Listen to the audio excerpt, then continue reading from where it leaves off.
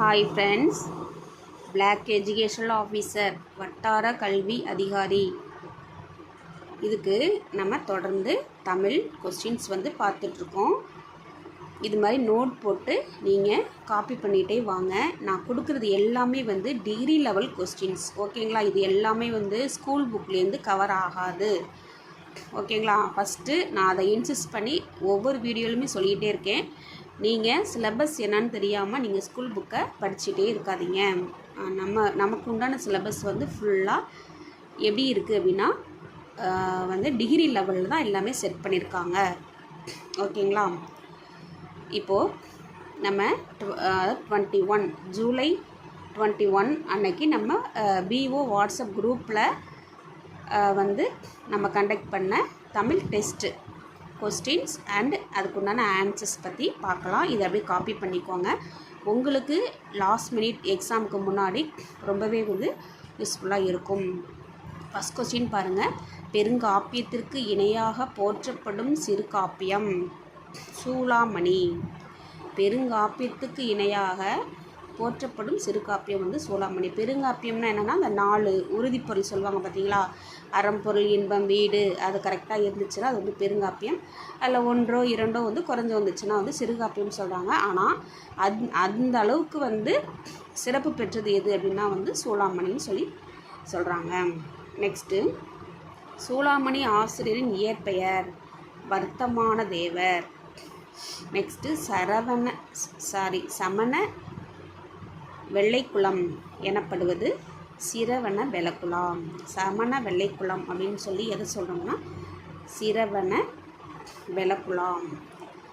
Fourth question. உதயனின் வரலாற்றை முதலில் கூறிய நூல் எதுனா பெருங்கதை. உதயனோடைய வரலாற்றை ஃபஸ்ட்டு கூறியது பெருங்கதை தானாமா. நெக்ஸ்ட்டு, நீலகேசியின் உரையாசிரியர் யார் அப்படின்னு கேட்குறாங்க. சமய திவாகர வாமன முனிவர். நீலகேசியின் உரையாசிரியர் சமய திவாகர வாமன முனிவர்.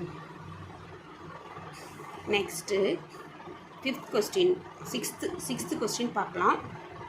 உயிர்கொலை தீது என உணர்த்தும் நூல் எதுனா யசோதர காவியம். உயிர்கொலை தீது என்று உணர்த்தும் நூல் யசோதர காவியம். விச்சை வீரன் எனப்படுபவன் யார் அப்படின்னா உதயணன். விச்சை வீரன் எனப்படுபவன் நெக்ஸ்ட்டு, எய்த் கொஸ்டின். காப்பியத்தின் உச்சக்கட்ட வளர்ச்சி கம்பராமாயணம். காப்பியத்தோடைய ஒரு உச்சக்கட்ட வளர்ச்சி எது அப்படின்னா கம்பராமாயணம். கம்பரின் நம்மாழ்வார் பற்றிய படைப்பு சடகோபர் அந்தாதி. இதெல்லாம் கேட்பாங்கப்பா. கம்பரை பற்றின கொஸ்டின் இல்லாத கொஸ்டினே இருக்காது.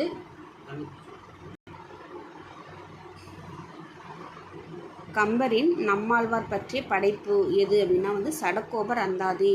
லாஸ்ட் டைம் கூட கம்பரை பற்றி கொஸ்டின் கேட்டிருக்காங்க. ஒரு 2 கொஸ்டின் 2 கொஸ்டின்ஸ் கேட்டிருக்கிறாங்க.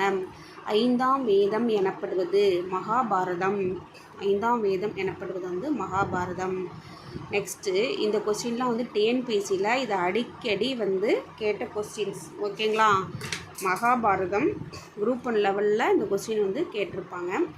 மகாபாரதம் தமிழ் படுத்தும் மதுராபுரி சங்கம் வைத்தும் என கூறுவது சின்னமனூர் செப்பேடு, ஓகேங்களா? இந்த கூற்று மகாபாரதம் தமிழ் படுத்தும் மதுராபுரி சங்கம் வைத்தும் அப்படின்னு இந்த கூற்று எந்த இதில் இருக்குது அப்படின்னாக்கா சின்னமனூர் செப்பேடில் இருக்குது. நெக்ஸ்ட்டு, திருமுறை கண்ட சோழன் எனப்படுபவன் யார் அப்படின்னா திருமுறை கண்ட சோழன் எனப்படுபவன் முதலாம் ராஜராஜன், ஓகேங்களா? இது மாதிரி சிறப்பு பெயர்கள் கேட்பாங்க. சைவர்களின் தமிழ் வேதம். இதெல்லாம் முக்கியமான கொஸ்டின்ஸு. சைவர்களின் தமிழ் வேதம் எனப்படுவது 12 திருமுறைகள். நெக்ஸ்ட்டு, மொத்தம் இன்றைக்கி ஒரு 20 கொஸ்டின் பக்கம் பார்க்கலாம். இதில் இன்றைக்கி இப்போ 14வது கொஸ்டின்ஸ். நாளும் இன்னிசையால் தமிழ் பரப்பும் ஞான சம்பந்தர். இது யார் கூற்று அப்படின்னா சுந்தரர் கூற்று. நாளும் இன்னிசையால் தமிழ் பரப்பும் ஞான சம்பந்தர். இது யார் கூற்றுனா சுந்தரருடைய கூற்று. கல்லையே தெப்பமாக்கி கரை ஏறியவர் திருநாவுக்கரசர். கல்லையே தெப்பமாக்கி கரை ஏறியவர் திருநாவுக்கரசர். திருக்கைலாய நாதர் உலா. திருக்கைலாய நாதர் உலா பாடியவர் சேரமான் பெருமாள் நாயனார். இதெல்லாம் கண்டிப்பாக கொஸ்டின் கேட்கப்படக்கூடிய முக்கியமான கொஸ்டின்ஸ் இதெல்லாம். ஆதிசங்கரர் தம் சௌந்தரிய லகரியில் இதெல்லாம் எப்போதுமே கேட்கக்கூடிய கொஸ்டின்.